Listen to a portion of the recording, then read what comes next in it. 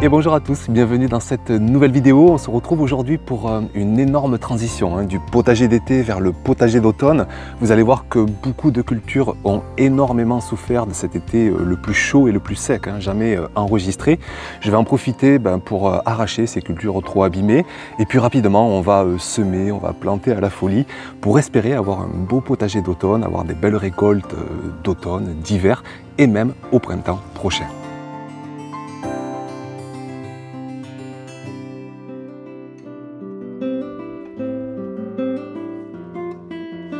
On commence par un rapide état des lieux de ces cultures les plus endommagées, celles qui ont reçu de plein fouet cet été caniculaire parce qu'elles ont manqué d'ombrage, elles ont subi les fortes températures, elles ont manqué de pluviométrie et aujourd'hui les plants tombent malades d'être trop fragilisés, notamment des plants de tomates cerises, des plants de tomates, des plants de courges aussi qui commencent à fatiguer, ceux les plus au soleil. Et donc tout ça, je vais l'arracher, je vais le broyer et je vais le revaloriser au potager.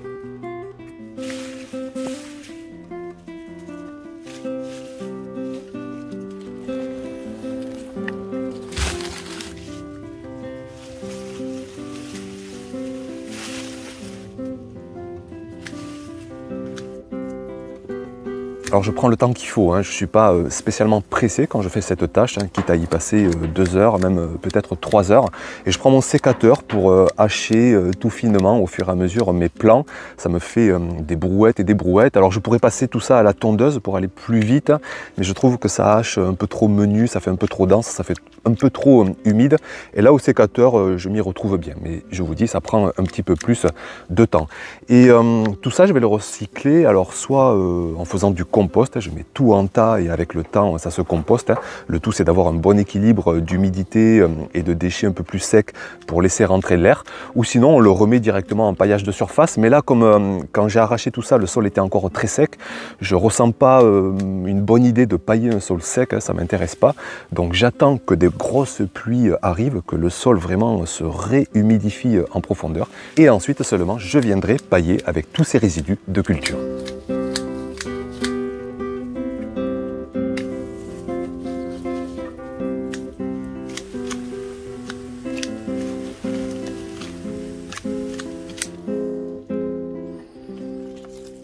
Je vous montre aussi l'étendue des dégâts dans la serre. J'imaginais une jungle tropicale encore cette année et l'été caniculaire est passé par là. J'ai manqué de solutions. Il aurait fallu notamment de l'aspersion pour humidifier l'air, pour baisser la température. J'ai pas tout ça. J'ai manqué aussi d'ombrage et au final on dirait presque un potager fantôme avec ses plants tout malades et qu'il est temps donc là aussi d'arracher. Alors j'en suis quand même très satisfait parce qu'ils ont vraiment tenu le coup des semaines durant, on a eu des super récoltes, mais là je vais tout arracher et on verra tout à l'heure pour remplacer tout ça par des cultures automnales.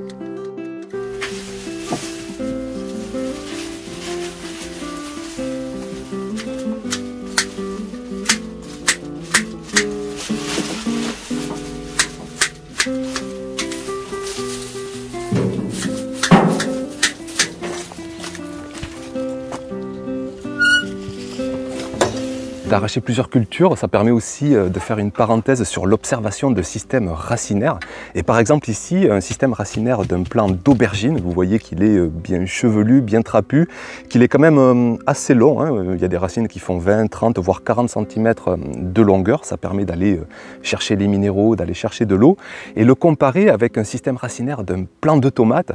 Et là, mais regardez ça, c'est assez impressionnant. Le plant de tomate fait des racines qui vont parfois jusqu'à plus d'1 mètre de profondeur, plus d'1 mètre de longueur, et vous imaginez à quelle distance il peut aller chercher l'eau, il peut aller chercher les minéraux, et ça explique notamment que cette culture peut se passer d'arrosage pendant des semaines, même pendant un été caniculaire, parce que les racines vont fortement en profondeur pour aller chercher l'humidité.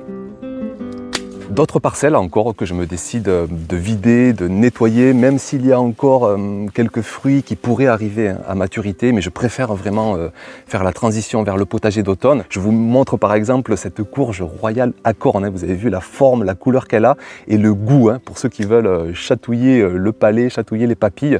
Je vous la conseille, je l'avais fait il y a 4 ans déjà, je m'en souviens très bien. Elle est hyper goûteuse et en plus elle est vraiment très jolie. Donc toutes ces parcelles là aussi, j'arrache, je déchiquette, je broie, je revalorise tous ces résidus de culture et on enchaînera tout à l'heure avec les cultures d'automne.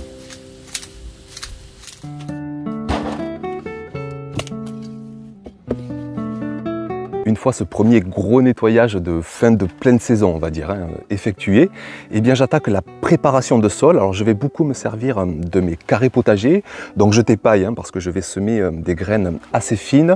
J'utilise souvent mon tamis pour passer le paillage au tamis et garder tout de même la terre la plus fine.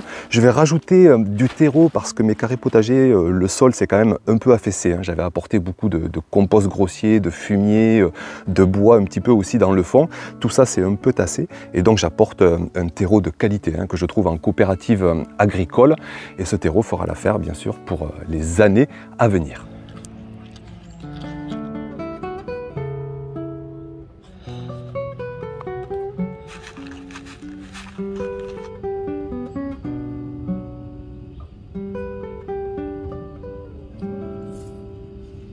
Alors on attaque un premier semis avec les épinards géants d'hiver. L'épinard c'est vraiment une culture de cœur. Je vais en faire 1 mètre carré, c'est trop peu. Je pourrais en semer presque 10 fois plus. Mais déjà avec 1 mètre carré, on va avoir 4-5 repas familiaux. Et les épinards du potager, chaque repas, vraiment on s'en souvient tellement c'est goûteux quand on les récolte très frais comme ça du potager. Donc en avant pour ce premier semis d'automne.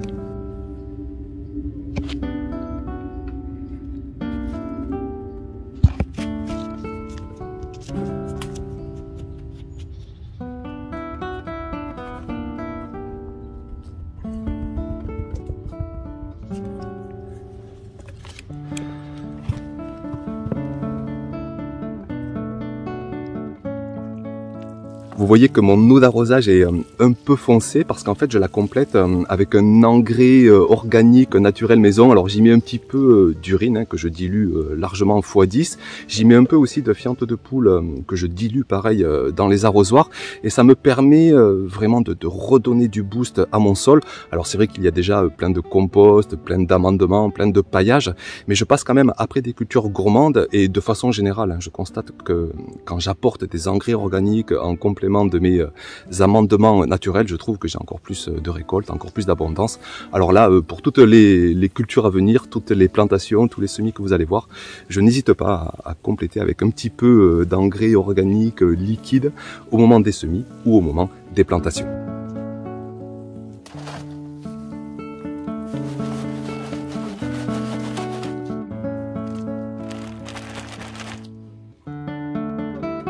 On enchaîne ensuite avec toute une ribambelle de variétés de radis, radis asiatiques, radis flamboyants, radis chandelle de glace, radis d'hiver. Les dates de semis vont jusqu'en septembre, parfois seulement jusqu'en juillet-août. Mais bon, comme je suis dans une région très douce, j'ai encore 7, 8, 10 semaines avec des températures vraiment propices à faire du potager. Donc même au mois de septembre, je n'hésite pas à envoyer tous ces semis. Alors en avant pour toutes ces variétés de radis, avec là aussi un léger apport de terreau pour combler l'affaissement du sol.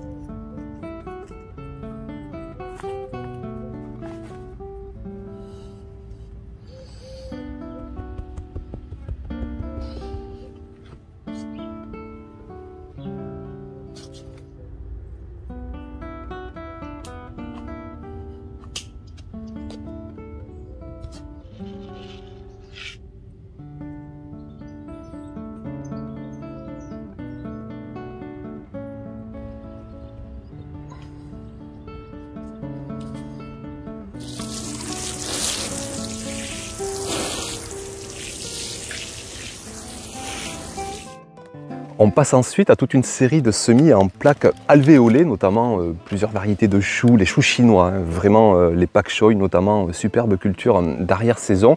On les récoltera à la fin de l'automne. Donc je sème en plaques alvéolées, je repiquerai les plus beaux plants en godets individuels et puis ensuite en pleine terre. Alors Pour certains choux, il aurait mieux valu semer en juillet et en août, mais il faisait si chaud, vraiment, j'ai pas voulu semer. Donc je le fais un peu tardivement. Peut-être que je récolterai qu'au printemps prochain, mais c'est pas grave, hein, les choux sont très résistants au gel, surtout dans les régions douces. Donc j'envoie tous ces semis, parfois avec un peu de retard, dans ces plaques alvéolées.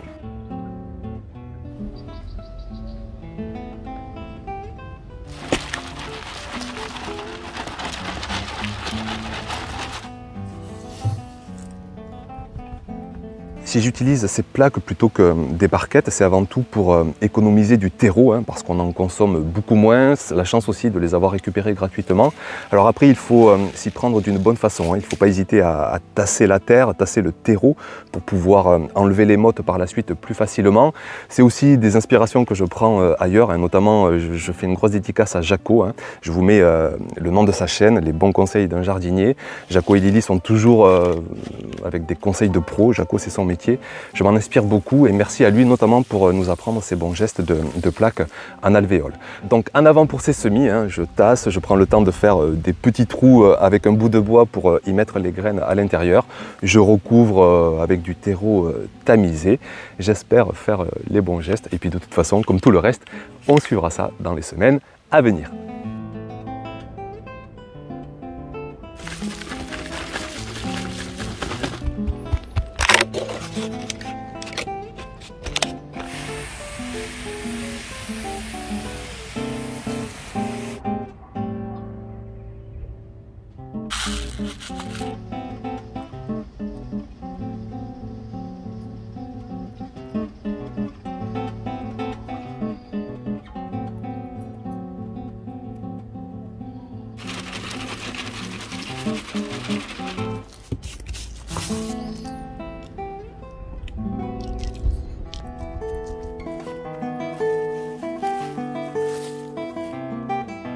On continue maintenant avec encore un autre carré potager et cette fois-ci avec un semis de carottes. Alors là aussi je suis un peu en retard, idéalement il aurait fallu s'y prendre en juillet, en août, mais impensable pour moi de semer sous 35, 37, 38 degrés.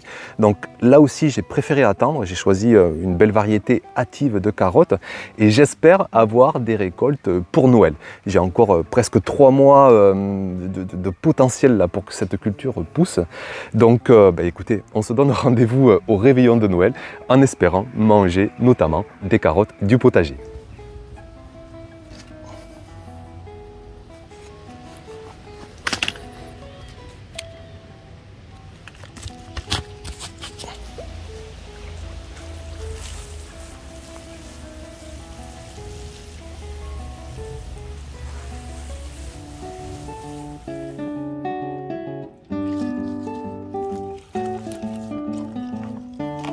On se dirige maintenant dans la serre, hein, là aussi pour y implanter de A à Z des cultures d'automne. Donc là, cette fois-ci, je me dépanne de plants que je me suis procurés tout simplement en jardinerie, des plants de betterave, des plants de laitue. Je me souviens encore l'année dernière, hein, on avait récolté des salades jusqu'à Noël et même l'année suivante au mois de janvier. Donc je reproduis les bonnes pratiques.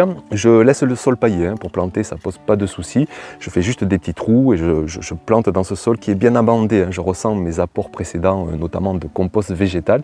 Ça donne vraiment un bon substrat, une bonne fertilité physique. Là aussi, quand même, je vais faire un premier arrosage avec toujours mon engrais dilué dans les arrosoirs pour donner un coup de peps. Et puis, on va croiser les doigts, mais j'espère à la fois avoir des grosses betteraves dès cet automne, hein, qui en plus vont se conserver tout cet hiver. Et puis donc, avoir des salades, là aussi, en fin d'automne et durant tout cet hiver.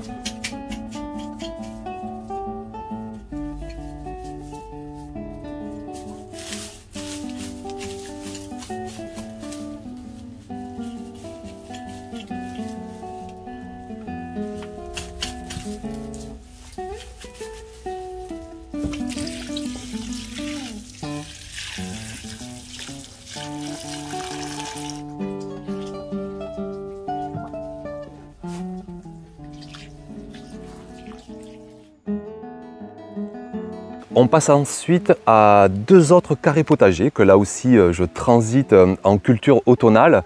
Alors pareil, là je vais dépailler parce que je vais semer des fines graines. D'ailleurs sur celui-ci c'est un paillage de broyat et on voit en dessous vraiment de l'activité biologique, notamment des vers de terre. C'est génial, hein, c'est chouette, ce sont vraiment des vers de terre qui remontent du sol en dessous, hein, ça montre que même dans des carrés, on peut avoir vraiment une grosse activité biologique. Donc je dépaille. Dans le premier, je vais semer un mélange de salade asiatique. Alors ça a vraiment du peps, c'est super bon, ça agrémente vraiment parfaitement des salades plus classiques, on va dire. Donc je sème pratiquement à la volée, je fais quand même des fins sillons et je sème rapidement dedans. Je recouvre finement de terreau ou de terre, hein, ça marche très bien avec de la terre. Et puis dans l'autre carré, là je sème carrément à la volée, hein. Alors là cette fois-ci c'est de la moutarde, là aussi vous verrez, hein, ça agrémente parfaitement les salades. C'est une variété, la Frisigio, vraiment très agréable. Donc des paillages, je sème finement à la volée et là aussi on recouvre de terreau ou de terre, on tasse un peu, on arrose et le tour est joué.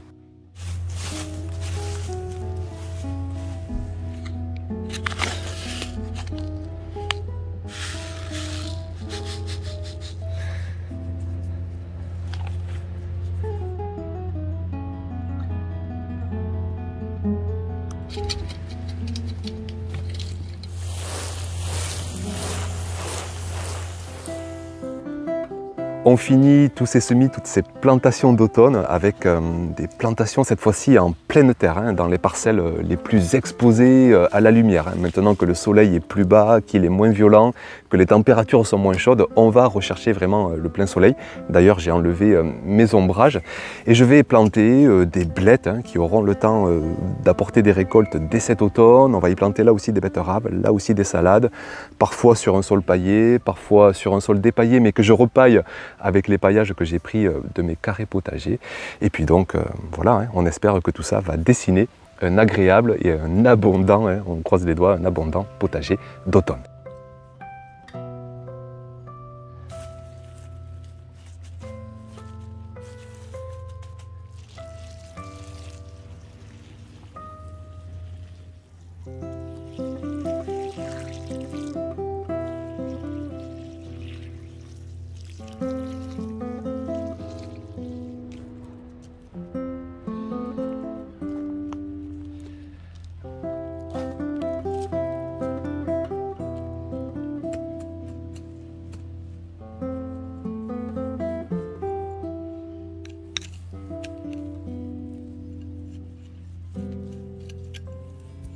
Voilà pour cette vidéo qui est un peu le point de départ, hein, de cette saison automnale qui arrive. J'espère que tout va bien se passer après cet été absolument horrible. Et puis comme d'habitude, hein, vous dire que pour ceux qui veulent plus de contenu, vous avez le site Terra qui continue de se développer, on y travaille énormément.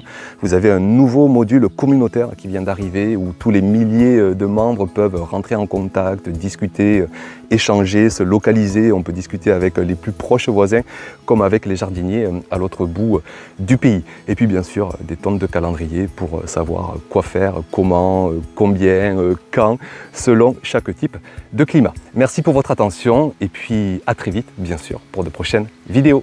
Ciao!